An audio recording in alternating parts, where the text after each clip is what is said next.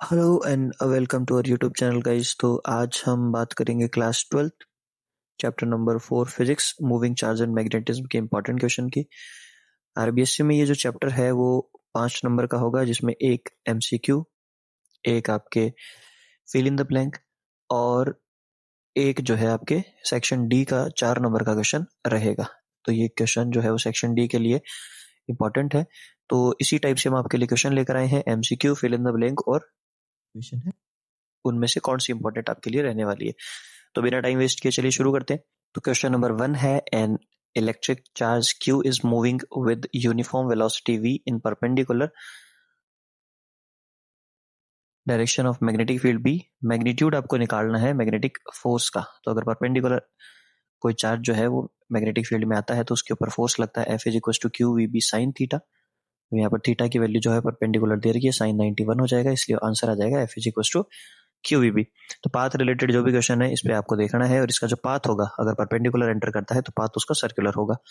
Question number 2 numerical है। Question को ध्यान से आप पढ़िए और इसका जवाब जो है वो यहाँ पर लिखा हुआ है। करंट दे रखा है आपको 1 एम्पियर और 10 सेंटीमीटर उसकी रेडियस दे रखी है, 100 टर्न्स दे रखे हैं। मैग्नीट्यूड जो है आपको मैग्नेटिक फील्ड का सेंटर पर निकालना है। तो सेंटर पर मैग्नेटिक फील्ड का जो फॉर्मूला होता है वो कितना होगा?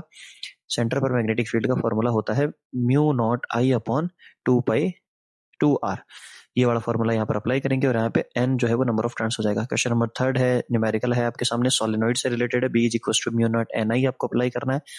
क्वेश्चन नंबर 4 है, लॉन्ग स्ट्रेट वायर की वजह से जो करंट है वो दे रखा है, मैग्नेटिक फील्ड निकालना है, तो B is equal to mu naught I upon 2 pi r यहाँ पर फॉर्मूला अप्लाई करेंगे और ये जो है इसका ऑप्शन सी इसका करेक्ट आंसर हो जाएगा।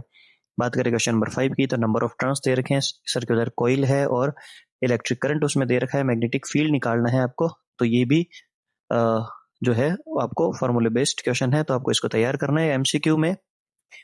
अब बढ़ते हैं अगले क्वेश्चन की तरफ। नेक्स्ट क्वेश्चन है, मूविंग चार्ज कैन प्रोड्यूस, तो magnetic field, electric field, both या इनमें से कोई नहीं। तो जो मूविंग चार्ज होता है अगर यूनिफॉर्म स्पीड से चल रहा है तो वो इलेक्ट्रिक फील्ड और मैग्नेटिक फील्ड दोनों प्रोड्यूस करता है। The current required for unit deflection, तो जो करंट रिक्वायर्ड होता है फॉर यूनिट डिफ्लेक्शन गैल्वेनोमीटर में तो उसको करंट सेंसिटिविटी बोलते हैं। बात करें क्वेश्चन नंबर 7 की, तो ये न्यूमेरिकल है और न्यूमेरिकल बेस्ड जो है वो एमसीक्यू आने के चांसेस बहुत ज्यादा होते हैं। क्वेश्चन को ध्यान से पढ़कर आप इन सभी के जो है वो जवाब दीजिए। क्वेश्चन नंबर 8 जो है वो आपके लिए इंपॉर्टेंट है। मैग्नेटिक फील्ड जो है वो स्ट्रेट करंट कैरिंग वायर का अगर डिस्टेंस r है, मैग्नेटिक फील्ड b है, तो उसकी रेडियस को हाफ करने से मैग्नेटिक फील्ड पे क्या फर्क पड़ेगा? तो स्ट्रेट वायर की वजह से जो मैग्नेटिक फील्ड होता है वो होगा b is equal to mu naught I upon 2 pi r। अगर डिस्टेंस को आप हाफ करेंगे तो क्या फर्क पड़ेगा, या आंसर आपको चेक करना है यहाँ पर। बात करें अब क्वेश्चन नंबर 9 की, तो ये भी फॉर्मूला बेस्ड और न्यूमेरिकल बेस्ड एमसीक्यू है, अच्छे से तैयार कीजिए। यहाँ पर 2 वायर्स के लिए दे रखा है, तो 2 वायर्स के लिए यानी कि पैरेलल वायर जो है उसके लिए formula force per unit length का, और इस पर इसकी डेरिवेशन भी आपके लिए इंपॉर्टेंट रहेगी। बात करें क्वेश्चन नंबर 10 की, तो हर एक क्वेश्चन को ध्यान से पढ़कर इसके जो आंसर्स हैं उनको याद भी कीजिए और सॉल्व भी करने की कोशिश कीजिए। बात करें क्वेश्चन नंबर 11 की कि गैल्वेनोमीटर जो है वो कैसे वोल्टमीटर में कन्वर्ट किया जाता है, तो हाई रेजिस्टेंस लगाया जाता है उसके सीरीज कॉम्बिनेशन में। क्वेश्चन नंबर 12 आपके सामने लिखा हुआ है कि आइडल वोल्टमीटर और आइडल एमीटर जो है उसका रेजिस्टेंस कैसा होता है, तो इनफाइनाइट होता है वोल्टमीटर का और 0 होता है एमीटर का। क्वेश्चन नंबर 13 है आपके सामने, पिच का यहाँ पर फॉर्मूला आपसे पूछ रहा है कि थीटा अगर 0 और 90 के बीच में मैग्नेटिक फील्ड में कोई चार्ज पार्टिकल एंटर करता है तो उसका जो पिच होगा वो कितना होगा। पिच यहाँ पर होता क्या है, तो जब हेलिकल मोशन होता है किसी चार्ज पार्टिकल में, चार्ज पार्टिकल का हेलिकल मोशन होता है तो एक साइकिल यानी कि 1 रोटेशन कंप्लीट करने में उसकी जो हॉरिजॉन्टल डिस्टेंस होती है उसको हम पिच बोलते हैं। बात करें नेक्स्ट क्वेश्चन की, तो ये ग्राफ आपके सामने है कि अगर एक स्ट्रेट वायर जो होता है उसका ग्राफ कैसा बनेगा बी और आर का। तो स्ट्रेट वायर का जो मैग्नेटिक फील्ड होता है वो होगा mu naught I upon 2 pi r. तो आर के जो इनवर्सली प्रोपोर्शनल होता है मैग्नेटिक फील्ड, तो इनवर्सली प्रोपोर्शनल का ग्राफ कैसा होगा, तो ऑप्शन नंबर 20 का आंसर हो जाएगा। अब ये जो क्वेश्चन है आपके लिए एमसीक्यू। अब नेक्स्ट है हमारे पास fill in the blank. To convert a galvanometer into ammeter, तो आपको क्या करना है, एमीटर में कन्वर्ट करने के लिए शंट जो है वो पैरेलल में कनेक्ट करना होता है जिसको स्मॉल रेजिस्टेंस बोलते हैं।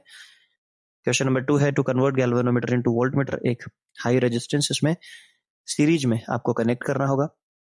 क्वेश्चन नंबर 3 है, the deflection obtain from unit current in ammeter, तो यूनिट करंट का जो डिफ्लेक्शन का जो फॉर्मूला होगा या फिर जो डेफिनेशन होती है वो करंट सेंसिटिविटी को रिप्रेजेंट करती है। बात करें क्वेश्चन नंबर 4 की, the force between two parallel wire carrying current, तो जो सेम डायरेक्शन में अगर वो करंट कैरी करता है तो अट्रैक्टिव फोर्स होगा, और ऑपोजिट डायरेक्शन में है तो वो रिपल्सिव फोर्स लगता है।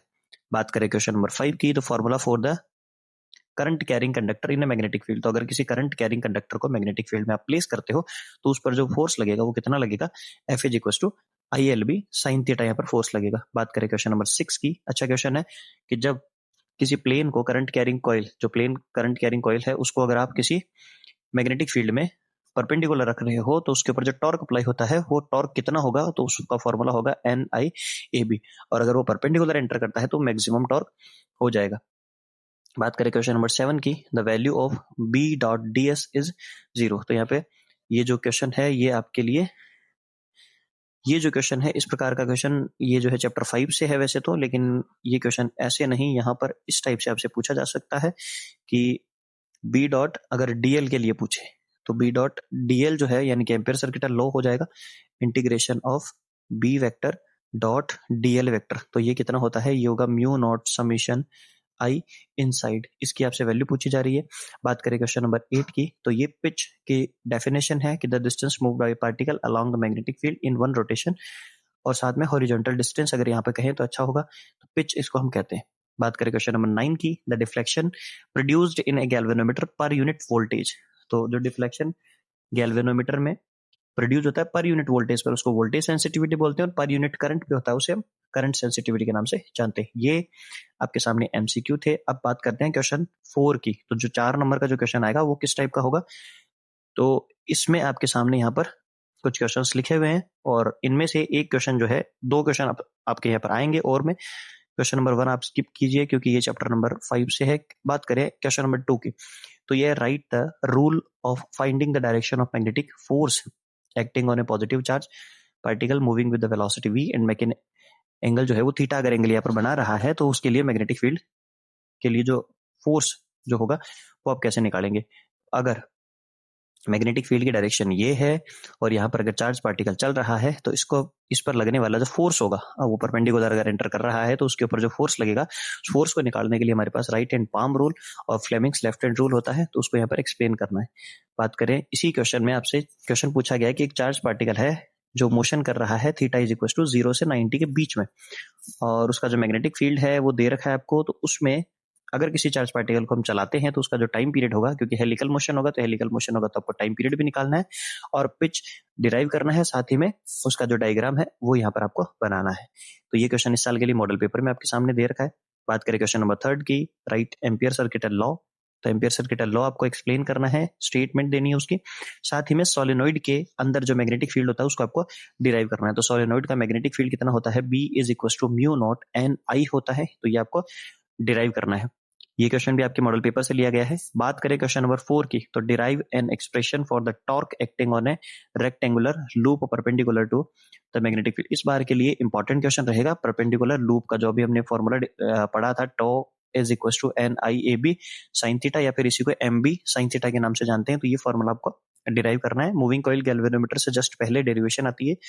बात करें क्वेश्चन नंबर 5 की, with the help of ampere circuital law obtain the expression for magnetic field due to a long cylindrical current carrying conductor. तो ये क्वेश्चन भी अंडररेटेड क्वेश्चन रहता है हर बार के लिए, इस बार अच्छा क्वेश्चन है। क्वेश्चन नंबर 5 आप अच्छे से तैयार कीजिए, ये बन सकता है, इस क्वेश्चन के चांसेस हो सकते हैं। बात करें क्वेश्चन नंबर 6 की, तो यहाँ पर आपसे कहा गया है कि derive ampere right ampere circuital law और साथ में मैग्नेटिक फील्ड। जो ये क्वेश्चन है 6th क्वेश्चन, ये आपके अभी 2025 में आ चुका है, इसके चांसेस स्लाइटली कम हो जाएंगे क्योंकि एक साल लगातार क्वेश्चन बनने के चांसेस बहुत कम होते हैं। बात करें क्वेश्चन नंबर 7 की, ये क्वेश्चन भी आप स्किप कर सकते हैं इस बार के लिए क्योंकि एक्सेस पे लगातार 2-3 साल से क्वेश्चन पूछा जा रहा है। तो बायो-सेवर्ट्स लॉ का एक्सेस पे मैग्नेटिक फील्ड आपको निकालना है, तो इसकी एप्लीकेशन ये है।